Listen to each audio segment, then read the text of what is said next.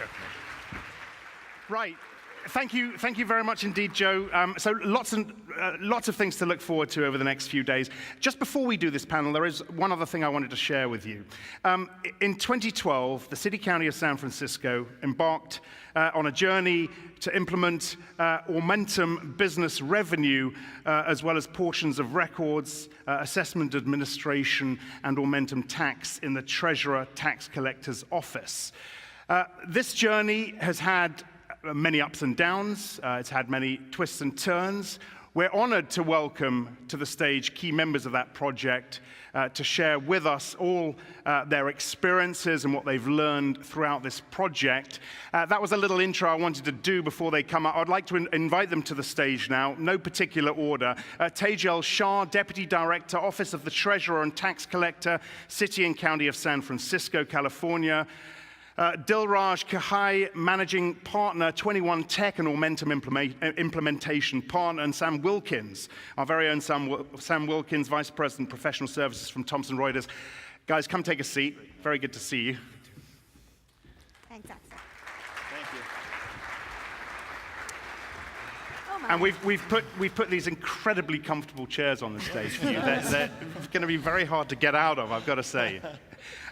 Good. Well, look, we've got 25, 30 minutes or so to really deep dive into this subject. And Tejal, I wanted to start with you. You started this project, this by all accounts, this fascinating project.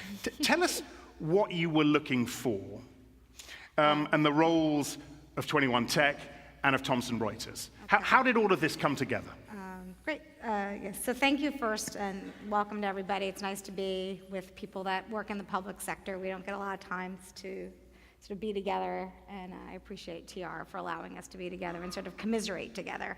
I think, like many, we had antiquated systems. We had mainframes. We had COBOL programmers that were retiring. Nothing really unusual for any of us. We went to an RFP. 3 years later, we had a signed contract, because it's San Francisco and it takes a while to get through a contract. And in the midst of that, we had new tax legislation coming on. I know I have a lot of property tax folks here, and there's always tension between business tax and property tax. San Francisco is a city and county, and our property tax is really akin to IRS. So we have over 100,000 businesses that file similar to an IRS TurboTax-like application. And the system collects a little shy of $1 billion each year. And so we had a significant amount of work to do in a short amount of time. We chose TR after a competitive RFP process, primarily because of the database structure. Like many of you, we have a gross receipts tax, as well as collect licenses, as well as collect unsecured personal property or business property, and so we needed a database structure that supported, the many numbers of Starbucks that we have, or the many numbers of Walgreens, as well as the small mom and pop shops. And I think that's one of the things that's really unique about the work that we all do in the public sector. We don't get to choose our niche market. We have to service the large companies as well and support the small mom and pop shops equally as well, and be sensitive to where they are in their development also. And so finding a tool that enabled us to do that. And how do you prepare for a project like this? How do you ready yourself? How do you ready the department? What needs to be in place, or do things just fall into place as you go along? Yeah, I mean, I think we were talking beforehand, and I think one of the things that was really different, I know all of you are going through it, is people talk about change management, business process, culture change, and all of those buzzwords around it. And I think in the end, for me as the sponsor of it, it was all of those things, but it was really about my staff and my department experiencing positive change, really. And so how do you increment those things? And I think that's where Agile is really important. Agile is important for developers because they're not in a black box developing, and therefore they don't get into a tension relationship with us as we test and we say, that's not what we wanted. But Agile is really important for the leadership and for your staff and for you, because it's part of readying your people. Yep. And so it was short cycles of what I call victories. So whether it be getting rid of a green bar report. Now, were there people that were pissed? Yeah, they were totally mad. Yeah.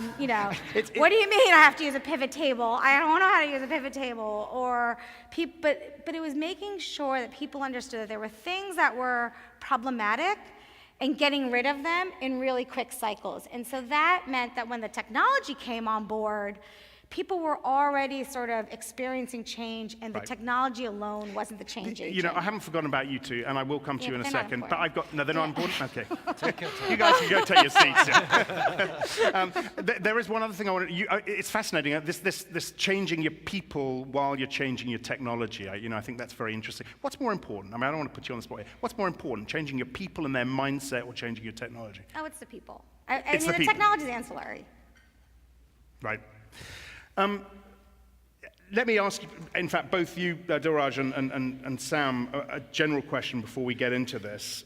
What were your expectations going into this project, Dilraj, and how did they change as this started? Well, you know, it's interesting because I've done maybe 150 different implementations as 21 Tech, and we've partnered with several product companies. And when we originally got into this partnership, we were the prime, and we brought Thomson Reuters in with their product. I was expecting a fairly typical prime-sub relationship, sort of like the way we have with Oracle and Microsoft and other product companies, which is very much contract-driven. This is what we've defined, this is what you're going to do, this is what we're going to do, this is what our client expects. And one of the pleasant surprises I got out of this was meeting with Sam and his team and Joe, and you all know Sam. I mean, he's charming, he's a dynamo, and Tejal's the female equivalent of Sam. So I was like this surfer trying to learn how to surf, and just the wave was propelling me, and I'm like, just hang on, because if you fall, it's not going to be good, but if you hang on, it's going to be great. And I did, and I think 21 Tech learned a lot about changing the dynamic, where we were priming this deal. Any big project has a huge number of issues. They always do. You can't get around that. The thing is, it trickles down from the top. It's the way the top leaders allow their teams, give permission, and say, this is how we're going to go about it. And the way TR went about it, the way the city of San Francisco went about it, Tejal had this incredible thing that happened. She's going to talk about it, I'm sure. We started with business tax. Halfway through our implementation, San Francisco passed a law saying, by the way, we want to change to gross receipts. This is in the middle of our implementation. And Tejal goes, guys, I have a little change request for you. And that's when you realize it trickles down from the top. Her whole team rolled up their sleeves. They were interpreting the laws. They didn't quite understand it themselves, and they were giving us requirements. We were working together. And that's how, when she said, okay, we're going to be flexible. We're truly going to be agile. And we're going to learn how to circumnavigate what the issues are. And then Sam and I got together and we said, how are we going to make this work? How are we going to get across the finish line? And I think the way we decided to do it was, forget about the contract. What do you have? What do we need to do? What are we lacking in? How can you help us? And we sort of truly became a team. You know, I hate this expression, but clearly a lot of thinking out of the box as you went along. And that allows for the flexibility, I guess. Sam, what were your expectations as you went into this? And again, how did those change, and thinking out of the box and being flexible, et cetera, et cetera? Well, you know, I guess I started off thinking probably much like Dilraj did. All right, it's going to be my typical partnership here, and we're going to have everything, who's going to do what, and I didn't know who I was going to run into, and I knew that, I was going to have 21 Tech be our prime, and we're going to be delivering the software. I was thinking, okay, this is not going to work very well, because I know how I am, and I will want to get in the middle of this thing and drive it. And as it evolved, one of the pleasant surprises was just, at probably the three of our levels, we got along very, very well, and we all wanted to see the end game. Hey, what's most important to us? At the end of the day, what was most important to the city county of San Francisco was they wanted to go live. They needed to get on a system. They needed to move off of it, and they were willing to commit to it. And so, we all kind of rallied behind that, and that became what drove us all. We wanted to be able to get the city county live, and so what was it going to be to do that? And that really formed the prioritizations that we had to go through, and there was lots of them. As you guys, I know many of you have had to deal with, oh yes, we're prioritizing our issues, whether you're in support or whether you're in implementation. It's always a big prioritization game. What's most important to us? You know, how can we get those? And these guys did a very, very effective job of being able to tell us, both 21 Tech and Thomson Reuters, this is what's important to us. So we would focus on that. I didn't have 100 number ones. I had one number one, and then I moved down from that one. And they did a fantastic job. I mean, it all sounds remarkably harmonious, I've got to say. Yeah, Is there anything that you didn't like about each other and doing business with each other? There's a couple things. One is, I say the people, but I want to, honor the fact that, like, I serve as a CIO as well as a CFO. And so when I say that, what I mean by it is that working directly with the team meant that I had to make sure that technology met some critical expectations. And I think that was one of the big tension points that we all went through was, we can go live with this, but what I saw was, yeah, but that's not going to yield the experience that I want for my team. And so really push came to shove was, no, we're not going to do that. We're not going to go live with that. I can't go live with something. And I think a lot of us struggle with this every day in our work. We struggle with that decision of go live, and it's not really what you want, and then there's this whole discussion around phase, and phasing in, and phasing that, and phasing off. And that goes back to the first statement around helping people experience positive change. And so it was really finding that sweet spot, and that's where the prioritization came in, right? What was the sweet spot of what we needed? How are we gonna work there to get there? Certainly TR and 21 Tech had to get more aggressive in order to meet that. It was their schedule had to get impacted, and I had to impact it. They got more aggressive, and I had to push to say we were not going to go live when I said we were going to give ourselves a little more time. And I had to say, but these are the things I really want, and these were my expectations. And so I think it was that sort of critical piece. You changed piece. things on us too. I did, yeah, exactly. But you adapted to that, right? Right. But back to that, you had to be aggressive. What do you think made it such a success for Thomson Reuters? And I'll ask you the same question in a sec for 21 Tech. What made it such a success? Again, was it this flexibility? Was it having to be aggressive when you needed to be aggressive?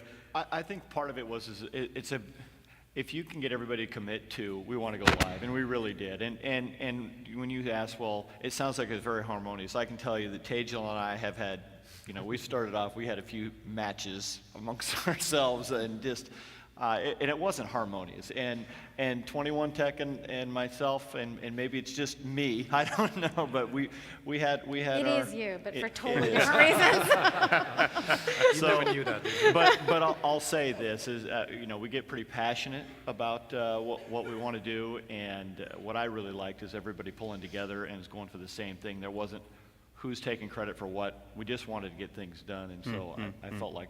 Same question for you, for 21 Tech. What made it so successful? I think it was the process of realization. And because when we first started, when we realized we weren't going to meet our dates and we were holding the prime contract, Sam's side and our side had some pretty heated, pretty real conversations about what's going to happen and what are the penalties, because we had penalties on a daily basis in our contract for delays. And so there was some very, very strong conversations, but what evolved out of that was not lock down, get our teams apart, and we're only going to talk, through contractual terms, but really going, okay, what are we going to do now? We've got to make this work. What are we going to do? And that process of working together and allowing our teams to really kind of get into each other's business and understand each other and have our project manager sort of project manage both teams, and over time that became so harmonious and so strong because the teams developed these tendrils together and they liked each other. The theme, and I heard this from Joe as well, this idea of relationships and trust and creating and building that sort of trust. That's clearly so key to this. How do you, Tejal, how do you go about building a trust like that? Maybe this is a really tough one to answer, but building a trust like that with guys like this, with partners like 21 Tech and Thomson Reuters. What's the advice you would give to people in a similar position as yours here? Well, first of all, I wanted to just go back to this issue around sort of thinking out of the box and inbox. A lot of us work for elected officials, and I think getting people to yes and getting people to commitment is a different conversation in this environment. And I think one of the things that I think we stood firm on as an organization was what was our box. And then having that box enabled us to think out of the box. So our box was, really practically, we needed 10 years of calculation. Really practically, we weren't going to bring over payment data because we knew it was going to kill us. We scrubbed our data outside the system before we migrated it. And we were really clear about what we were going to take over and what we weren't going to take over, how we were going to take legacy delinquencies, where we were going to put them. And we didn't want the experience that our taxpayers were experiencing to go backwards. We have a fairly significant online presence.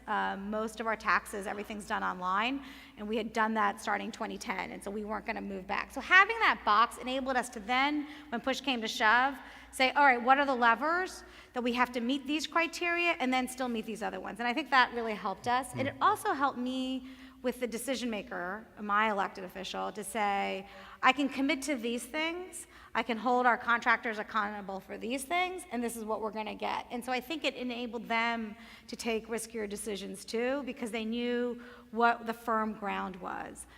In terms of teams, I think, we have a lot of issues in the public sector around what we can and can't do with our workforce, and so we've been really creative around redirecting staff, and so finding staff that were, sort of in the teams, working with the tax daily, and saying, we're gonna have you on the project. So really redirecting people off of their core responsibilities, using them as core knowledge folks, and being embedded in this project, and then also having a traditional PM. And then frankly, having, 21 Tech, and TR commit real team members with us through the life cycle was critical. So as we evolved, we didn't have to re-explain our business purposes. We didn't have to re-explain those things. And so I think there was a compelling appreciation for what we were trying to do.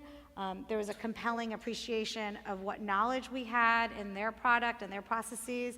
And so I think when we did disagree, and we did a lot, we still do.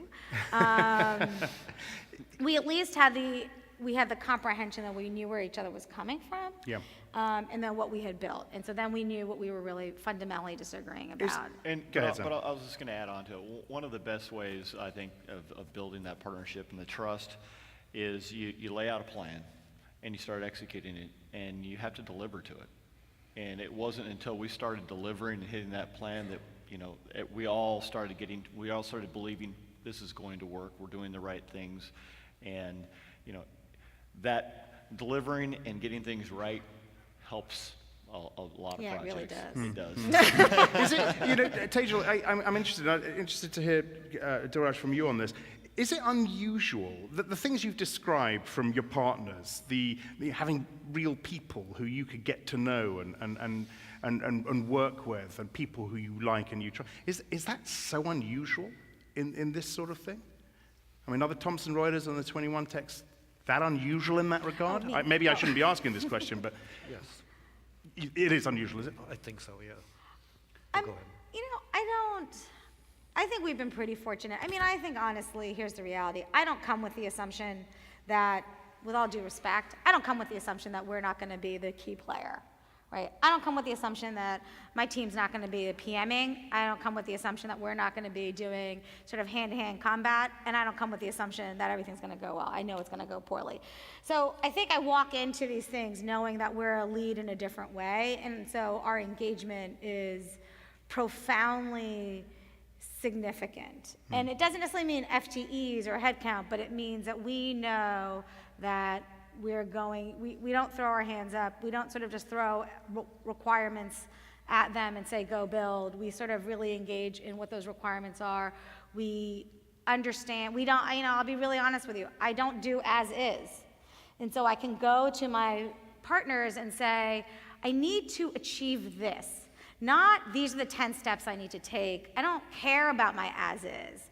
Our as-is that we've all been doing is predicated on our technology. So we are not doing that technology anymore. So the question isn't, what are you doing? The question is really, why are you doing it? What is your requirement? What are you trying to get done? And I don't mean the steps. I just mean literally the output and the outcome. Yep. And so I'm able to go and work with our partners, really vendors that evolve to partners, and say, this is what we're trying to achieve. Can you get there? And I don't expect you to do it this specific way, but I do expect you to meet that requirement and do it in efficiently and in specific guidelines. And so I think maybe we're fortunate. I feel like we have a really great partnership here, and we've had several others. We've worked a lot with 21 Tech in the past, and so I think those are maybe one of the reasons why Okay. I don't. You say you do think it's unusual. I'd be interested to hear why you think that, and how important is it to have someone like Tejal as the client? Someone with that personality, someone driving it like that, as opposed to perhaps someone who's a little bit more laissez-faire about things. Yeah, I think we were very fortunate to have Tejal as a client, and we've had it in the past. And the reason I say that is, I don't know, most of you know what CFOs are like, right? They tend to be very much inside the box because they're CFOs, and they're very conscious of their role. We're fortunate in the sense that she's very creative in the way she thinks. Like she just said, here's where we want to go. This is what we want to do. How can we get there? She gives us permission to think creatively with our teams to get there. And that's somewhat unusual. The other piece that's unusual is the fact that 21 Tech and Thomson Reuters partnered in the way we did. 21 Tech is very good in system integration. We understand public sector. We do back-end integrations. We do a lot of development work. We do database conversions, APIs. Thomson Reuters is fantastic around their product, and they want to work around their product. So we could partner together in a really unusual way where they said, you guys handle, for example, in gross receipts, you guys handle the front end with the clients, the online forms, the validations, do all that. Pass us the application layer details that we need. We'll build new APIs to collect that. And so we both worked together in a way that was really unusual because it was best of breed. We were doing what we do very well, and they were excelling in what they did. And it kind of worked together. Once we figured that out, it worked together. Yeah, I think it's well said. We went to our strengths on the product side for us with Aumentum, and then of course all of the integration work, database work that 21 Tech does, a lot of configuration. It felt good at the end when we got there. I know it took quite a bit. Tejal pushed us in a number of directions, and one of them it was over the upgrade, if I recall. And Versioning. Was that a point of contention? It was a big point of contention because I was there. I had this project delivered. I was ready to go live. I wanted you guys to go live. And Tejal says, we really want to get this next piece in. And, when you talk about CFOs and different, there was financial expectations that I had on our side. And I said, this is going to push me 4 months, Tejal. And I said I might be able to squeeze 4 months, but I don't know if we can get this upgrade done in this time frame. And she came to bat for us, and she said, look, we'll get our whole staff here. We'll work this. We'll make this happen, Sam. And it took probably that year of working together where because this is a situation, often, it's where your customer is trusting you. This is a situation where now the vendor is sitting here trusting, all right, you've got to do this for me. And so we put a long project plan together. I know that you brought in your number 2 person, Azur, and to help us out in that with 21 Tech. And so we wrote up a very detailed project schedule, how this next 4 months was going to go. And many of you have done these upgrades. Well, we're doing the middle of this upgrade, and I've got the conversion set, I've got the configuration set, we're ready to go live, and we want this next piece of functionality so it'll work with some of the stuff that 21 Tech can put together. It was a big step, and the end result was we pulled it off. It was a lot of I don't say heroics, but it was some late nights for sure that we put together.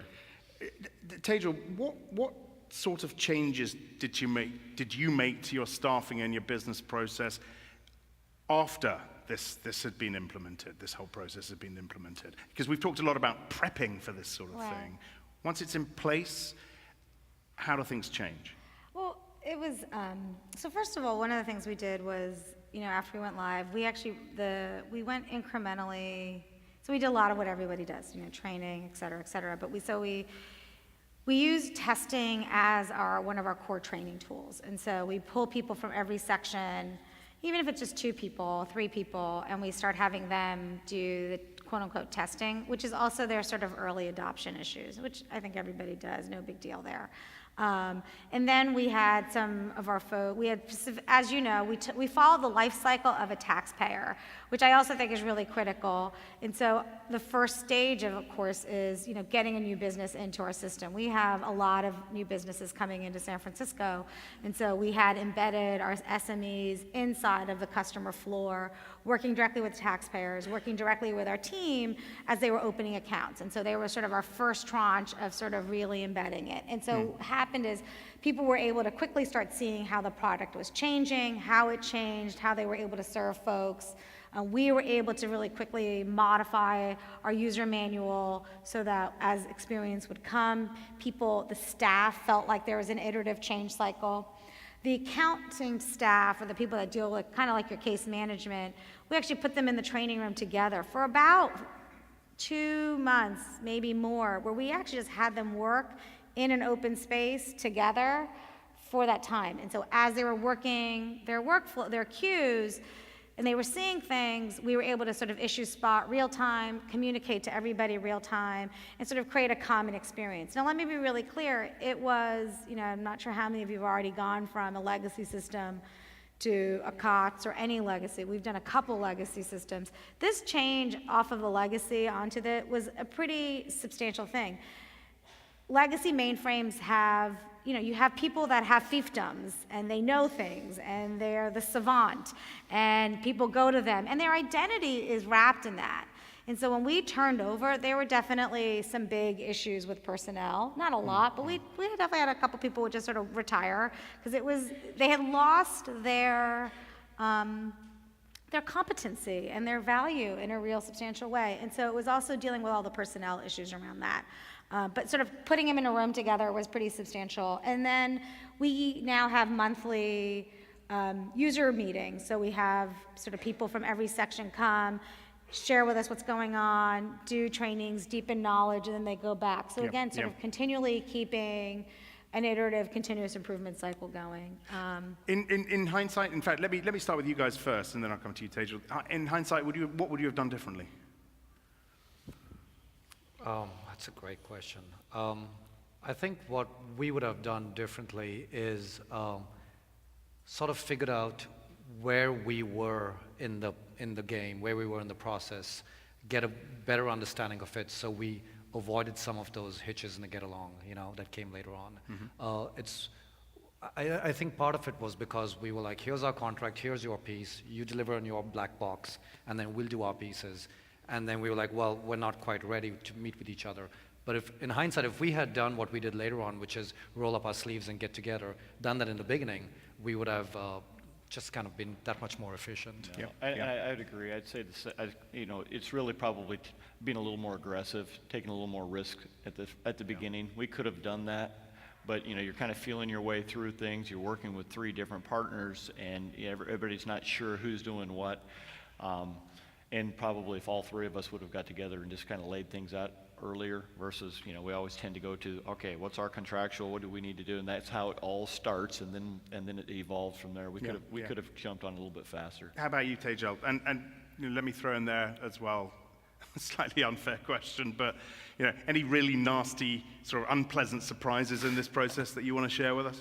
Yeah, I mean, a few things. You can be as undiplomatic as you like. He's really trying for I this. know. Axel. I mean, I think one thing is I would have done a better advocacy job making sure that San Francisco didn't vote in gross receipts. So, I mean, that would be my honest answer.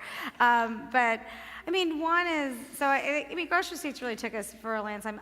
I mean, I would make them listen to me earlier. It took them a long time. I mean, here's what's really interesting in this conversation.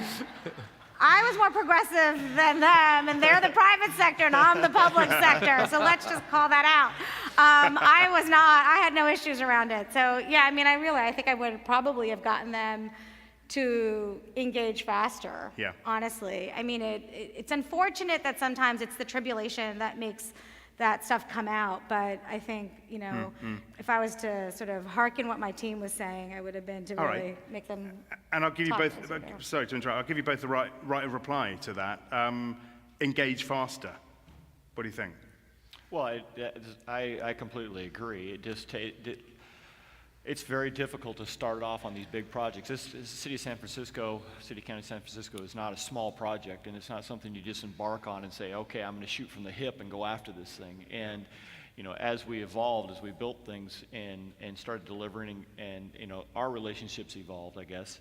You know, I totally agree. It's very difficult to start off and say, okay, magically we're going to have this, because it does take sometimes, you know, maybe some losses to really understand, okay, you know what, we messed up here, how are we going to work through it, how am I going to make up for what we've done, and that tends to, you know, build on those relationships as well. Yeah. Engage faster happens in the private sector with trust. Because if you don't have the trust, there are so many things that can go wrong contractually. So we had to develop, if it wasn't Sam and it wasn't Joe and it wasn't Mike Dunn and your team, we might not have had that engagement that went faster. It's because we developed trust with them and we were able to do it as the prime and say we are able to trust you now. And I want to finish up with a point. It's based on something you raised, Dilraj, earlier, and it comes down to this. You know, who does this actually?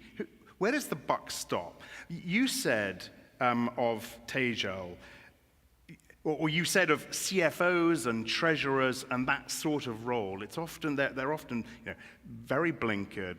The numbers, a lack of flexibility. Clearly, you need more people who think like Tejal in these treasurer roles, Office of Treasurer roles. Is that what made this happen? That personality? Is that what made this happen in the first place and made it successful? I think it had a very significant factor in making it happen. That's why I said it was unusual, because we had a client that was working as a partner. Typically, clients work as, here I am, this is what I want. And when certain things happen and we weren't able to deliver it exactly the way she wanted it, she said, well, this is what I want, how are you going to be able to deliver it? And we said, we can do A, B, or C. And she said, I like A, let's do that. Yeah. And that ability, that agile methodology that Joe was talking about, really worked for us. You frowned when I asked that. No, I didn't, not at all. I didn't mean to if I did. I would say that I like the way things have evolved as they have. And one of the things that's come up that's a little bit different, and when you said, well, Dilraj had brought up, we don't have this type of partnering very often, and I would agree.